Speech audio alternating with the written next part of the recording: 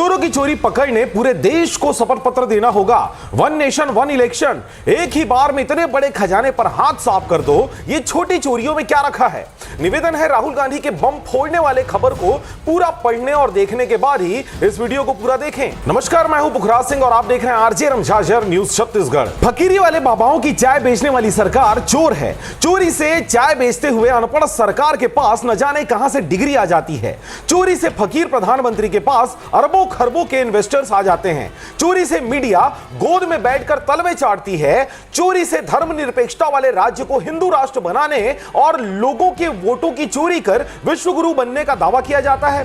जब जब मुद्दा उठता है तब तब चोरी से रास्ता भटकाकर लोगों को जापान के रास्ते चीन भेज दिया जाता है। फिर 56 इंच वाला फकीर प्रधानमंत्री गाना गाते हुए विश्व भ्रमण पर निकल जाते हैं।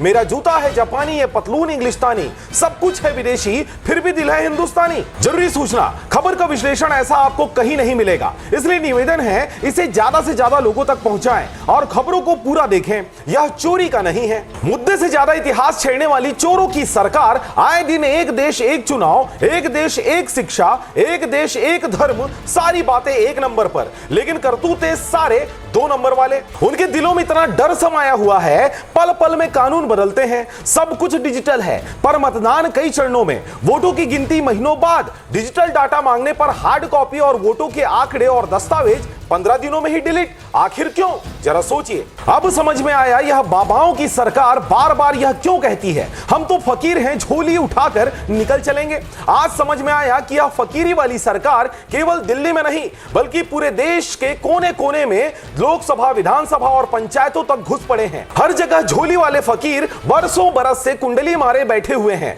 जो नोट हो या वोट, सब कुछ उनकी झोली में है और अभेदगढ़ के राजा बन बैठे हैं मुंगेरी लाल। ईडी, सीबीआई, चंदा धंधा मॉडल और अब नोट और वोटर जब चाहे झोली से निकालो। एक घर में 200-200 वोटर। बहरहाल इनके झोली में तो 140 करोड़ वोटर्स समाये हुए हैं।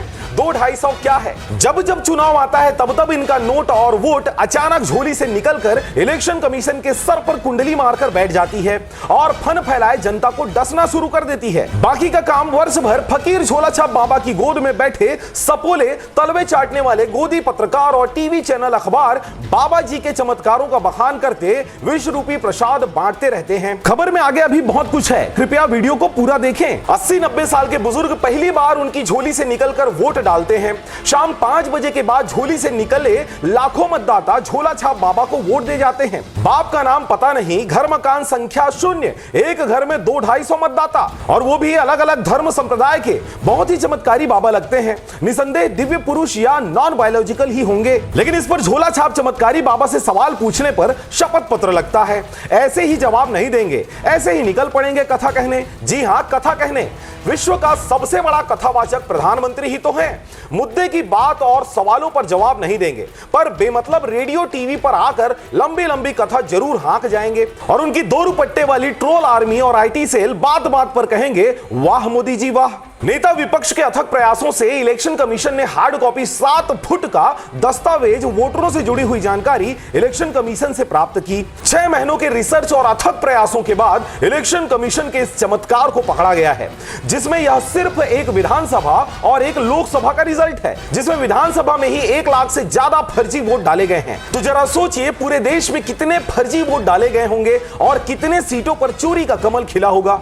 जब नीचे से ऊपर तक सारे न्यायिक दरवाजे चोरी कर लिए गए हैं तो फिर कोर्ट कचहरी, थाना, पुलिस कहीं भी जाएं, चोरों से बचाने शपथ पत्र जैसा झुनझुना ही बजाया जाएगा। इतिहास के जैसे वर्तमान भी मिटाया जाएगा। पत्रकार 15 अगस्त के विज्ञापन लेने में मशगूल हैं और आप सुनते रहिए भजन, सुनाते रहिए कथा, मुड़वाते रहिए सर और कहते रहिए गुणवाना राज आएगा। विश्व मूल निवासी दिवस की आप सबको बहुत बहुत बधाई।